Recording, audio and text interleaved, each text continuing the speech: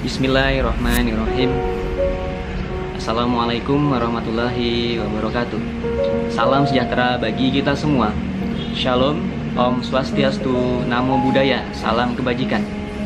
Perkenalkan, nama saya Adam Kares Abisaputro.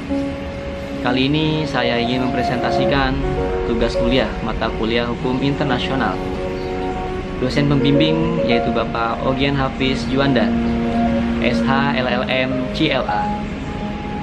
Pada kali ini saya berkesempatan menjelaskan materi tentang definisi hukum internasional, apa saja sumber hukum internasional, dan bagaimana mekanisme penyelesaian sengketa internasional menurut pasal 33 Piagam Persatuan Bangsa-Bangsa.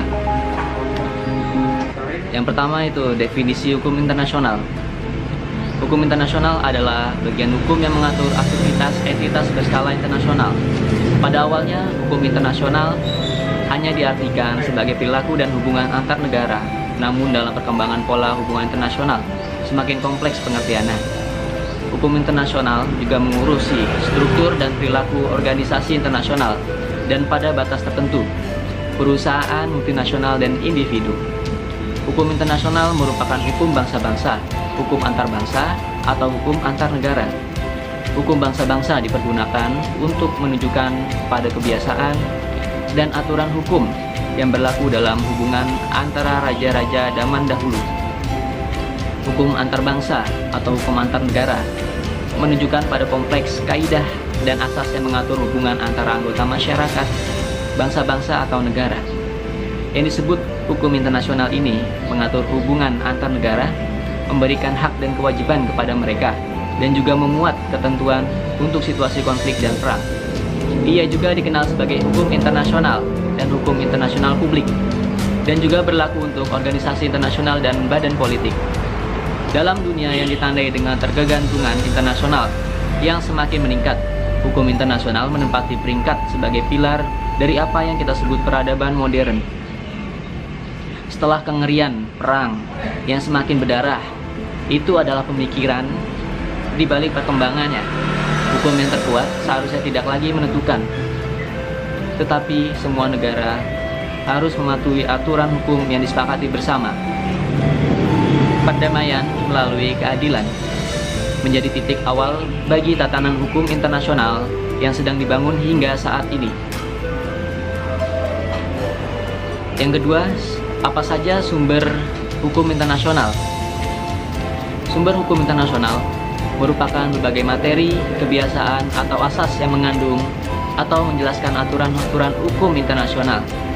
Dalam hukum internasional, tidak terdapat badan legislatif yang dapat mengeluarkan undang-undang yang mengikat semua negara. Sehingga hukum internasional dibuat berdasarkan tindakan dan kebiasaan negara-negara sebagai pemegang kedaulatan.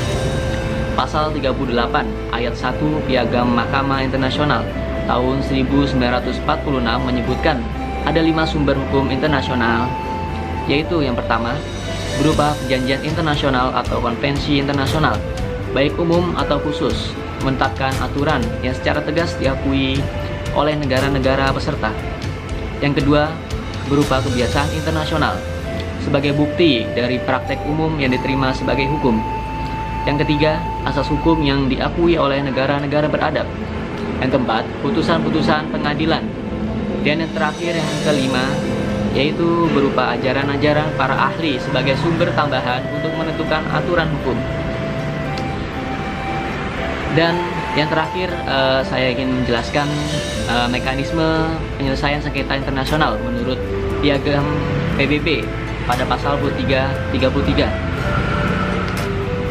Menurut Piagam PBB, ketentuan untuk atau mekanisme penyelesaian sengketa dalam hukum internasional pada umumnya berdasarkan pasal 33 ayat 1 Piagam Persatuan Bangsa-Bangsa atau Piagam PBB.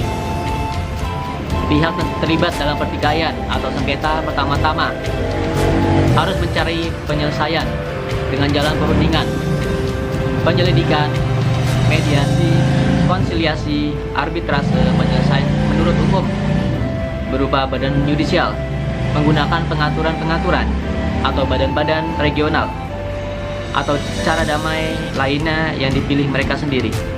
Sehingga Pada dasarnya, berdasarkan hukum internasional, atau lebih spesifiknya dalam Piagam PBB, setiap negara-negara yang terlibat dalam sengketa diberi kebebasan untuk memilih mekanisme penyelesaian sengketa secara damai, sebagaimana yang disebutkan dalam pasal 33 ayat 1 Piagam Persatuan Bangsa-Bangsa.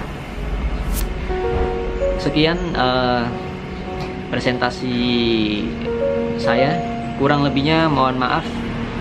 Wassalamualaikum warahmatullahi wabarakatuh.